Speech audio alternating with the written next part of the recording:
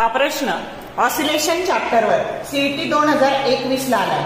A mass 0.4 kilogram performs simple harmonic motion with a frequency 16 by pi hertz at a certain displacement. It has kinetic energy 2 joule and potential energy 1.2 joule. The amplitude of the oscillation is option A 0.15 meter, B 0.125 meter, C 0.075 meter and D 0.1 meter.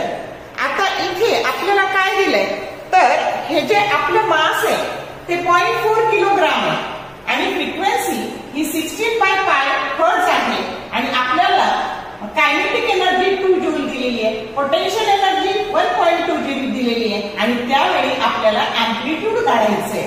मग आता या frequency वरून आधी omega काढून घेऊ. ओमेगाचा formula असतो 2 पाय N किंवा 2 पाय बाय टी असतं. तर 1 by T reciprocal of periodic time that is frequency.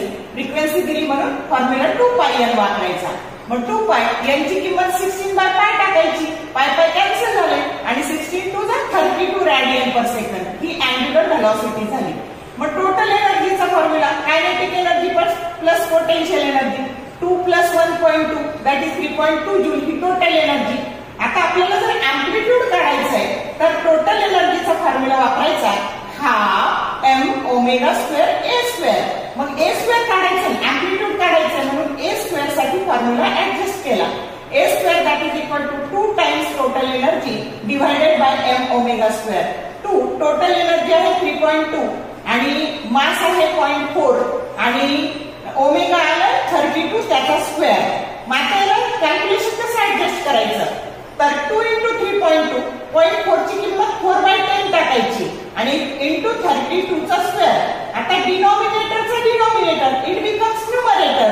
मग 2 into 3.2 into 10 म्हणजे हे 32 झाले आणि एक 32 काय झाले कॅन्सल झाले. 2 चा 4 आणि 32 2 चा 64 म्हणजे ए स्क्वेअर ची किंमत 1/64 आली. मग 1/64 म्हणजे a that is equal to 1/8 आणि 1/8 म्हणजे 0.125 मीटर. हे अँप्लिट्यूड आलं की जो करेक्ट ऑप्शन बी आहे. शॉर्ट व्हिडिओ आवडले लाईक करा, शेअर करा, कमेंट करा. For more useful tips and tricks keep watching wings of physics. Thank you very much.